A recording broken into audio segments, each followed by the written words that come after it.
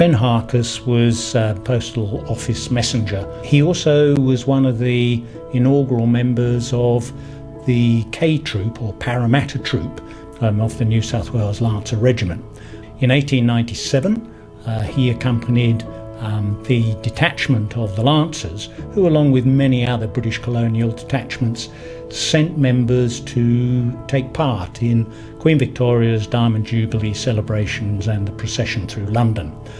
As a part of those celebrations, there were a series of military tournaments which pitted the cream of the regular British Army with the very best that all the colonial contingents could put up against them. And the colonial contingents were all volunteers. They were just partially paid soldiers. They had day jobs. So you could say it was a real David and Goliath act. But at the end of those military tournaments, Queen Victoria personally awarded 6 gold Empire medals to the best of the very best. And the Lancers actually were awarded 2 of the 6, and Corporal Ben Harkus was one of those Lancers who was awarded an Imperial Gold Medal. Most of the competitions he beat the British, but he also beat the best that any other colonial contingent could put up.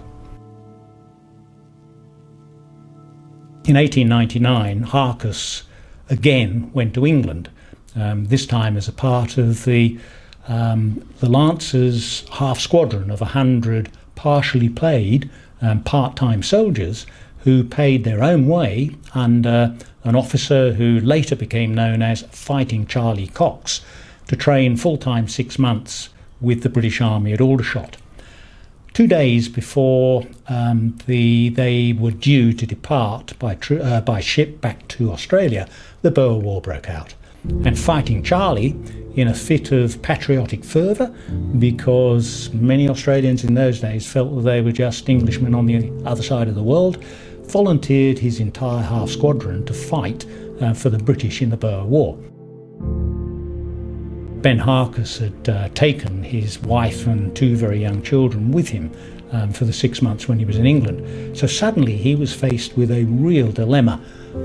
Do I stay with my regiment and leave my wife, who at that time happened to be very sick, to take the 2 young children back to Australia on her own, or do I walk out on my regiment to be able to take my wife and family back to Australia?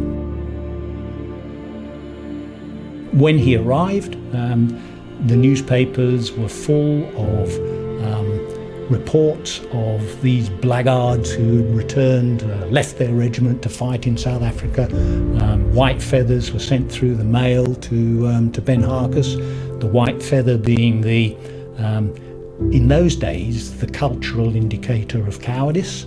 And I believe that there were even comments made in Parliament about the people who returned, including Ben Harkus, as letting the regiment down, letting the state down.